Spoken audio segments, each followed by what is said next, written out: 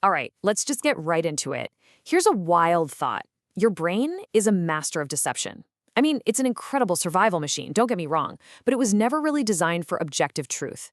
So today, we're going to peek behind the curtain. We're going to look at this psychological source code that drives pretty much all human behavior, and trust me, you're going to be shocked by how much of what you think is real is actually just a trick of the mind. I know, that sounds super dramatic, right? But it's really the core idea we're unpacking here. See, our minds create all these little mental shortcuts to keep us safe, efficient, and, socially connected. The only problem is those shortcuts aren't always logical. In fact, most of the time, they're not. So think about this paradox for a second. We're all taught to be kind and helpful, but there's this weird tipping point where it actually backfires and starts to feel suspicious. And that's just one of the many counterintuitive truths we're about to get into, starting with the tricky business of how we connect with other people. Let's kick things off with a big one, the whole pursuit of being liked. We tend to think that means we have to be perfect, totally agreeable, never make a mistake.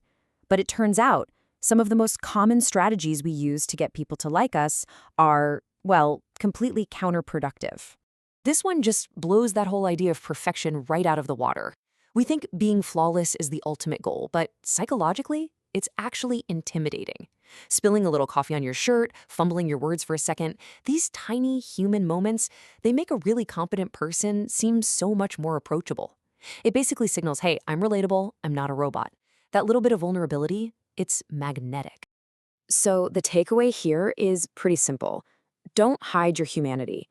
If you are great at what you do, a small, relatable mistake isn't going to undermine you. It's actually going to build a bridge between you and other people. This one feels completely backwards, doesn't it? Our whole lives, we assume that doing favors for other people is what makes them like us. But what if the opposite is even more powerful? When you ask someone for a tiny favor, like, hey, can I borrow a pen? Their brain has to justify why it just helped you. And here's what's happening inside their head.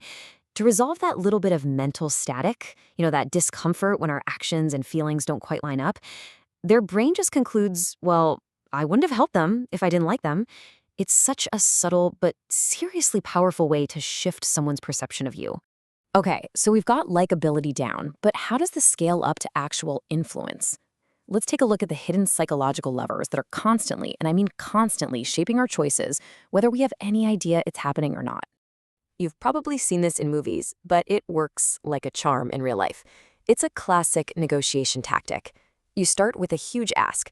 Let's say you ask a coworker to cover your entire week of shifts. They're obviously going to say no. Then you follow up with your real, much smaller request. Oh, okay, well, could you just cover my Tuesday morning then? After they've rejected that first massive request, the smaller one feels like a totally reasonable compromise, and they're way more likely to say yes. You see this everywhere, from the menu at a coffee shop to pricing on a software website. Our brains are kind of lazy. We don't like extremes, and we absolutely love to compare things.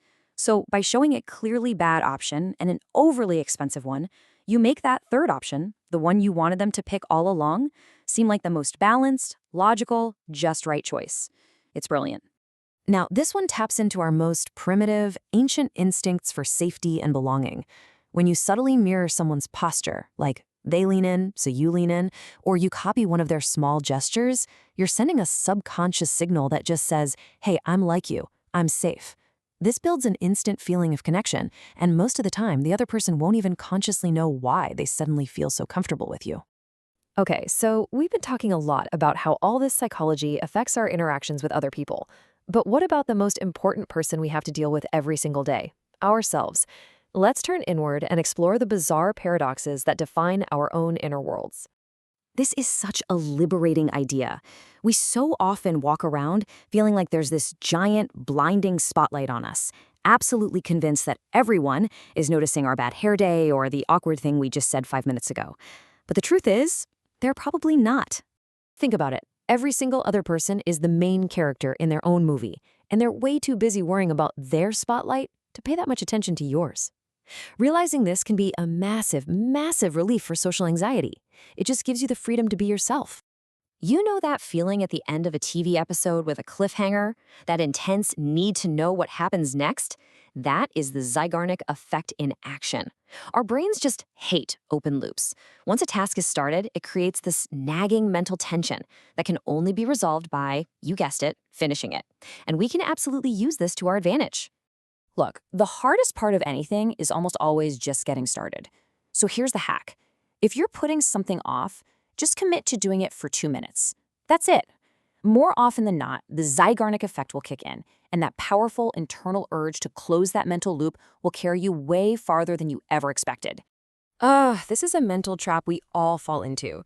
We force ourselves to finish a terrible movie, we stay at a job we absolutely hate, or we keep pouring money into a failing project. And why? Because we think, well, I've already put so much into this, I can't quit now.